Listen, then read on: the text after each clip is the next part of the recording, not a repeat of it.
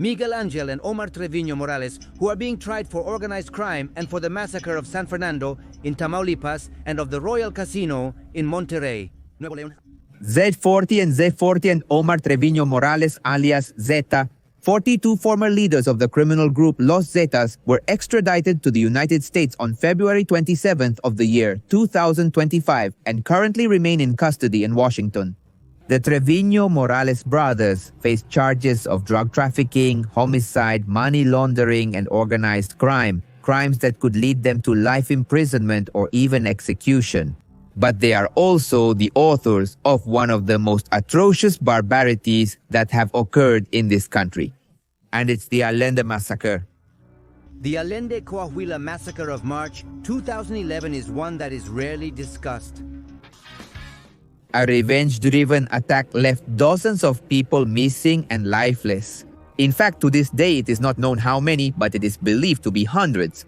These characters not only retaliated against the alleged traitors, but also against their families and anyone associated with them, leaving a clear message: no one could betray the Zetas without consequences. But what happened that tragic night, that bloody night? Well, there's a topic. Let's start with the facts. Friday, March 18th of the year 2011, the quiet cattle town of about 23,000 inhabitants and just 40 minutes by car from the Texas border lived through the worst of nightmares. Between 6:30 and 7 in the evening, a massacre began that is still not forgotten. A group of approximately 60 thugs from the Zetas entered the city of Allende in Coahuila. Witnesses who were lucky enough to survive reported that these guys carried long guns and moved in convoys of luxury trucks. These guys roamed the streets, breaking into houses and ranches, depriving entire families of their freedom and destroying properties. Throughout the seemingly endless weekend for the citizens of Allende, the criminal group took control of the town, while local authorities seemed to be unaware. The day it all started, they came in shooting and grabbing anyone who crossed their path, including 4 elderly women and 2 children. It was not until Sunday that they arrived at the Garza's house, knocking down the main gate of the ranch with their truck. Silvia, daughter of missing Sergio Garza, turned her house into a shelter for the homeless. The Garza clan was one of the largest in Allende. On the property of their main target, these criminals captured a man, his wife, and a minor son. Without giving explanations, they put them in a police patrol to transfer them to one of the ranches where they were gathering people from Allende over the weekend. It was around the afternoon that they started. The gunshots were heard. And then I finished the evaluation and they asked me if there would be a level of defense. Sunday night marked the end for all these victims. The Zetas planned to kill them all, leaving no survivors. But before they could finish their attack, they looted and vandalized their homes and encouraged the neighbors who escaped unharmed to rob the houses before they set them on fire. The thugs called several heavy machinery operators and ordered them to demolish dozens of houses and businesses throughout the area. The buildings with pointed arch marks and fire stains frozen in time. Many of these properties were looted in broad daylight, in view not only of passers-by but also near government offices, police headquarters, and military posts that turned a blind eye. But getting back to the Garza family, this family was mainly engaged in livestock and carried out various jobs, including coal mining. However, some of them also worked for the Zetas cartel. My cousin, Jose Luis Huicho, he was with 2 others involved in business with the Zetas. The day the hitmen broke into the property was also payday, and several workers had gone to the ranch for their money, unaware that it would unfortunately be their last day alive. At that moment, the hitmen appeared and took hostage everyone who was in that place. Whether or not they were of the Garza surname, they took everyone equally. The Garza family was the most affected, with 18 kidnappings. They were only able to rescue a newborn. Almost 3 years later, the Zetas didn't stop there. During the next 48 hours, they roamed the town and deprived anyone with the surname Garza or any connection to the traitors of their freedom. The inhabitants of Piedras Negras, Acuña Nava, and Villa Unión were also affected as the attack extended beyond Allende. By Sunday night, once they had finished capturing all the hostages, they took their lives. Then they disposed of the bodies using different methods.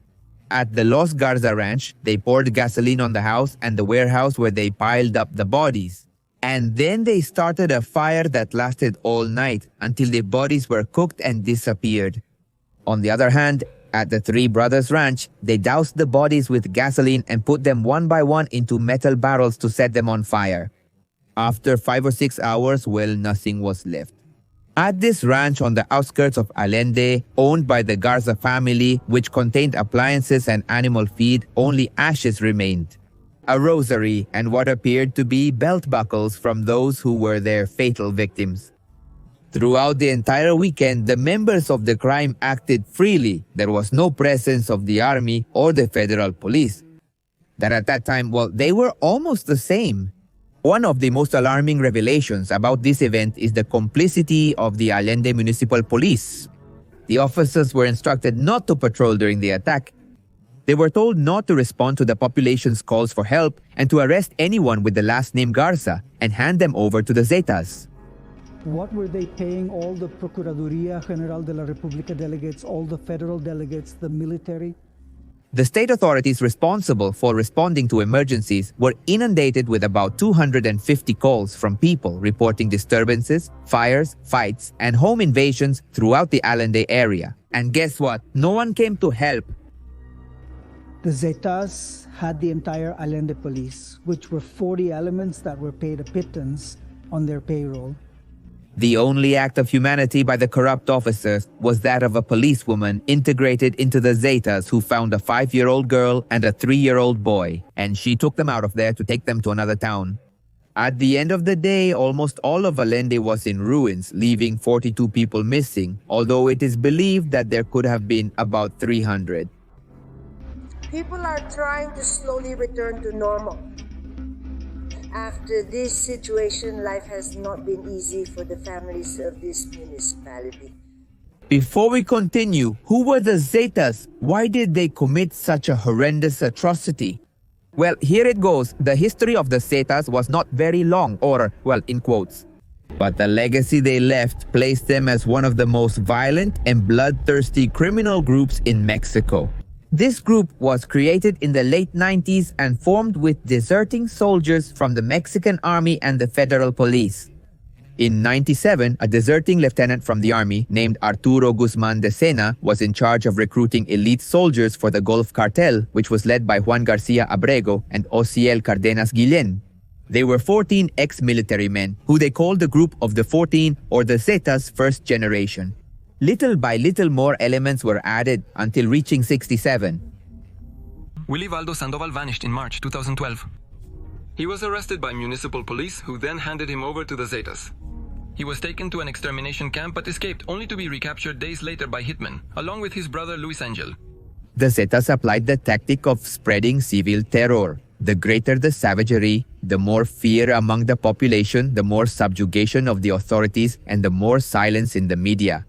They were the first to resort to methods such as removing the upper part of the bodies, the limbs, or the stewing, which consisted of dissolving the bodies in acid or melting them in oil containers, as happened with the victims of Allende. By the way, there are 3 events caused by the Zetas that have most marked the skin of Mexico, which are the 72 migrants in Tamaulipas. In 2010, the innocents at the Casino Royale. What's this? I already have a video of 2 girls who had to live this nightmare. This occurred in 2011, resulting in the mass disappearance of people from the Allende community. But why did this last thing happen? What is our concern in this video? Well, Piedras Negras, on the border with Texas, had become an essential enclave for the narco, and from there the Zetas controlled what happened in Allende. Omar Treviño Morales, the Z42, and his brother Miguel Ángel Treviño Morales, alias El Zeta40, were responsible for ordering this atrocity. Miguel Ángel and Omar Treviño Morales, the Zeta 40 and Zeta 42. The minds behind the massacres and leaders of the criminal group directly participated in several of the kidnappings and murders.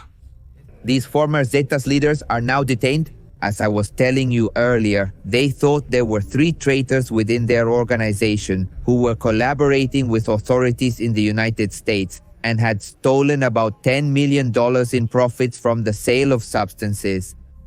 The Zetas had begun a human hunt against 3 operators who had allegedly betrayed them. The main traitor was Alfonso Poncho Cuellar, who had Héctor El Negro Moreno and Luis La Huiche Garza as employees. The latter was a resident of Allende and was an ally who supported them with the shipments of white gold to the United States. But by that time, they had already escaped and crossed the northern border to hide. Suspecting a betrayal to the criminal organization called Los Zetas, the brothers Miguel Angel and Omar Trevino Morales moved to the Los Garza Ranch, located in the municipality of Allende. To punish their disloyalty, this criminal group occupied the town, disappearing 26 people, 20 families and relatives of Garza, 3 friends of Cuellar, and 2 workers of Hector, and destroyed 32 houses and 2 ranches, Los Garza and the 3 brothers. However, in 2017, journalist Ginger Thompson published an investigation where it emerged that this atrocity was a consequence of a Drug Enforcement Administration error. And it all started in the United States, when the Substance Control Administration achieved an unexpected victory. An agent persuaded a key member of the Zetas to hand over the traceable identification numbers of the cell phones that belonged to 2 of the cartel's most wanted bosses. That's Miguel Angel Trevino and his brother Omar playing with fire. So, the Drug Enforcement Administration shared the information with a unit of the Mexican police which was having problems with information leaks. What a stupidity.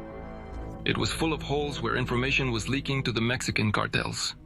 Well, yes, almost immediately, the Treviños found out that they had been betrayed and planned to take revenge on the alleged informants, of their families and anyone who had a remote link with them.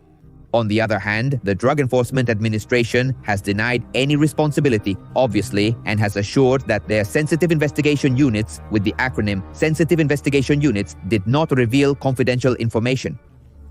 But what happened after the massacre? That's the million-dollar question. Was there justice? Well, the Zetas brutally took the lives of hundreds of people and nobody found out. Or, well, at that time, years passed before anything was published about it. This fact was publicly exposed only in February of the year 2014 with the publication of a text by the Mexican journalist Diego Sorno. Then, in 2017, American journalist Ginger Thompson published a report titled Anatomy of a Massacre, which described the role of the Drug Enforcement Administration in the killing and compiled voices of the victims. After various state governments in Coahuila and federal governments in Mexico tried by all means to distort the facts and hide them from public opinion, Indications and testimony suggest that several of the kidnapped people would have been executed and their bodies incinerated in a ranch near Allende, Coahuila. However, families refused to accept any detail about their death without evidence. Thanks to this investigation, for the first time, the circumstances that led to this terrible event in Allende were revealed. In the year 2011, where more than 300 people were killed in a joint operation between the state police and organized crime. Producer James Shamu, alongside Fernanda Melchor and screenwriter Monica Revilla, used these reports to create Somos, a 6-episode series premiered on Netflix. To tell this story, the director, screenwriter, and producer James bought the rights to Thompson's report.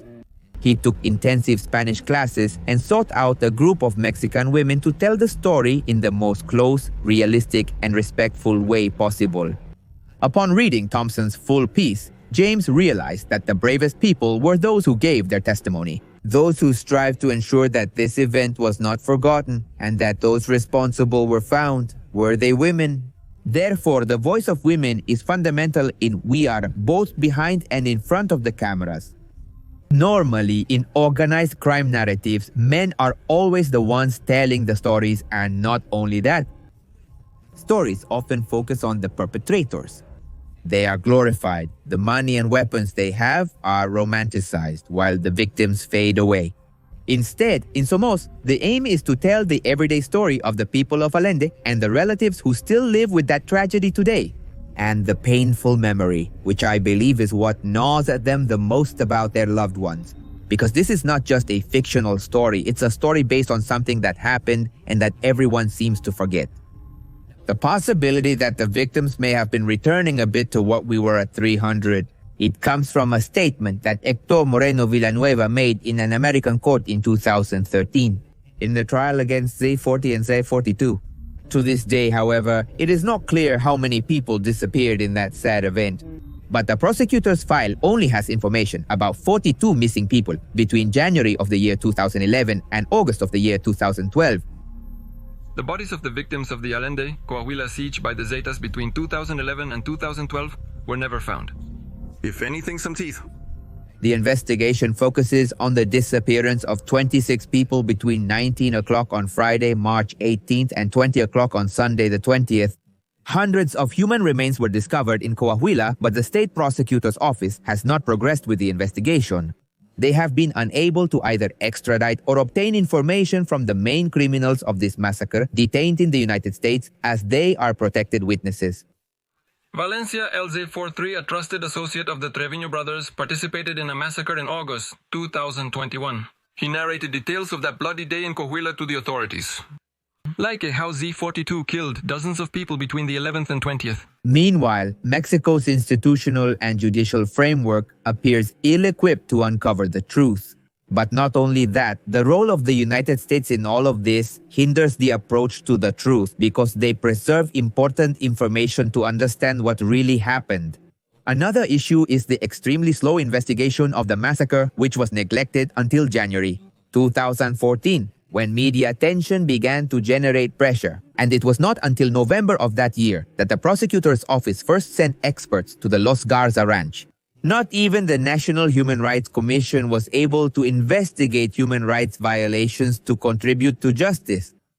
Some of the victims could only hear phrases like Omar killed them all. For years, the Mexican authorities only made inconsistent efforts to investigate and only built a monument in Allende to honor the victims, without fully determining what had become of them, nor punishing those responsible, which is the worst. In the end, United States authorities helped Mexico capture the Treviños, but they never acknowledged the devastating cost of it. In Allende, people suffered, mostly in silence because they were too scared to speak publicly. Don't wait for them, they're not coming back. Local officials who abandoned their posts, families besieged by the cartel and by their own neighbors.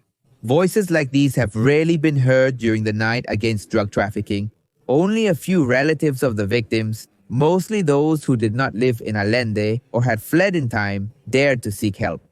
The few people who asked about the whereabouts of their relatives were rebuked and threatened to stop investigating. And because he was Garza, they caught him and handed him over. That is, the same police handed him over to the Zetas. Guadalupe Garcia is a retired official who on the day of this sad event was eating at a restaurant with her family. When two young men between 18 and 20 years old entered, it was noticeable that they were not from Allende. The suspects ordered 50 hamburgers to go. That's when they realized something was going on and decided it was best to go home. At that moment, Guadalupe didn't know it, but she was meters away from the hitmen who would completely destroy her town. Gabriela was taken from her father, Rodolfo Sanchez, a truck driver who worked for a transport company targeted by the Zetas cartel.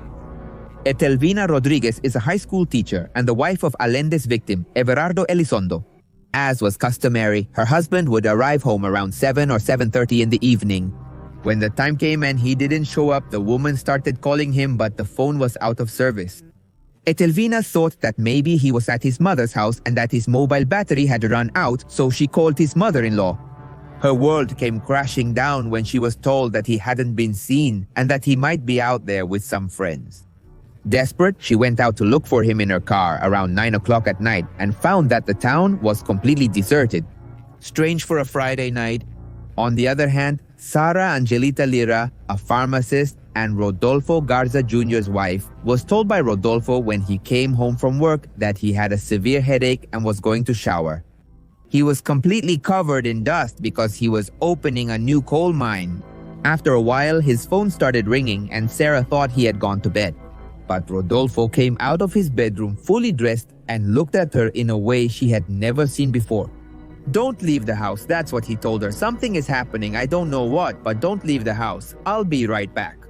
Shortly after, Rodolfo called his wife and told her, "Leave the house and don't go in our van." With her cousin's help, Sarah and her daughter Sofia visited her mother's house. As they fled, she saw her Uncle Luis's ranch on fire and many armed men at the entrance. Her husband's sister wasn't answering her phone, neither was her father-in-law. Rodolfo sent one of his workers, Pilo, who had been a soldier, to the gate to see what was happening. The men opened the door for him, and he went in, but he never came out. Rodolfo was distressed, desperate. He couldn't find his parents anywhere. He couldn't find his sister, and now not even his best employee. He told his wife over the phone that he was going to try to enter the ranch from the back. A few minutes later, he called again, but he was speaking so softly that she could barely hear him. In that call, he told her to leave Allende, tell your cousin to take you to I got bus, don't pack bags, just go. Those were the last words Sarah heard from her husband, Evaristo Trevino, a witness who has no relation to the leaders of Los Zetas. He is a former fire chief who was working the night of the events and who received reports of a fire at one of the Garza's ranches, less than 3 kilometers from Allende. The first firefighters who arrived at the scene noticed that there were people connected with organized crime, who, in a very vulgar way and at gunpoint, told them to leave. Furthermore, they were told that there would be many incidents and they would receive many emergency calls about shootings, fires, and such, but they were not authorized to respond. Evaristo, in his role as fire chief, notified his supervisor, who was the mayor. The firefighter informed him that it was an impossible situation and that all they could do was stand by. Because there were too many armed men and they feared for their lives. The Zetas, on the other hand, drove many of their victims to the Garza ranch, including Gerardo Jet, a high school football player who was just 15 years old, and Edgar Avila, a 36-year-old engineer at a factory.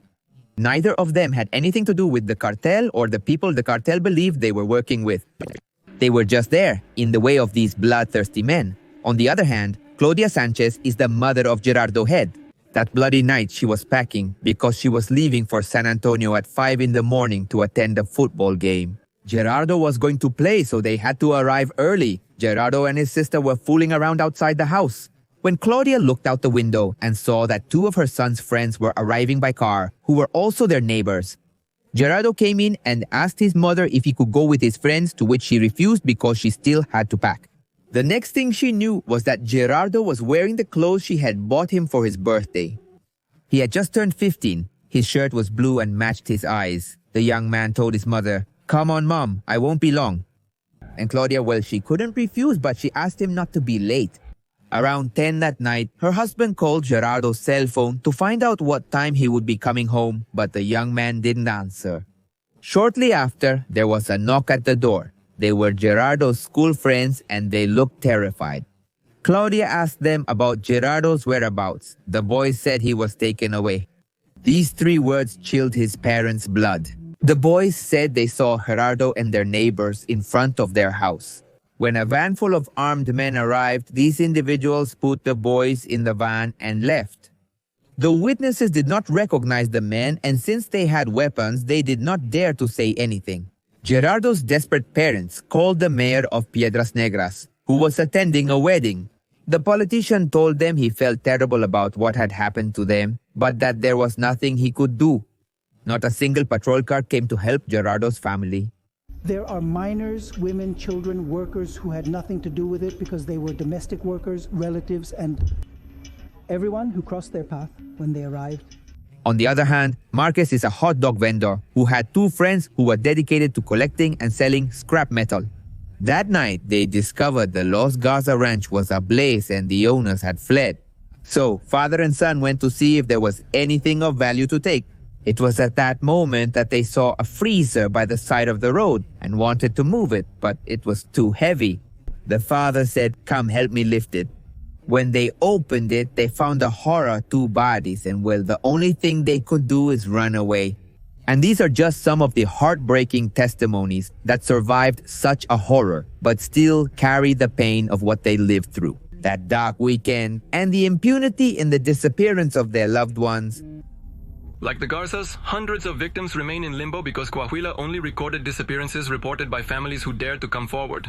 In 2019, federal, state, and municipal governments offered a public apology to the relatives of the victims. In 2019, what for?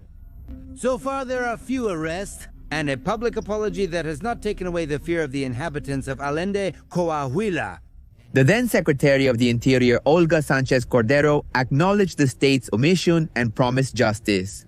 However, more than a decade after the tragedy, there are still no key arrests for this fact. Most of the remains have been recovered, and families are still waiting for justice and damage repair, which unfortunately, as we already know, is never going to arrive. However, the Z40 and Z42 brothers were arrested, as I was already telling you, in 2013 and 2015, respectively. After years in prisons and after years in Mexican prisons, they were extradited to the United States on the past 27th of February of the year 2025, and now they could be sentenced to life imprisonment, or even to be given the death penalty.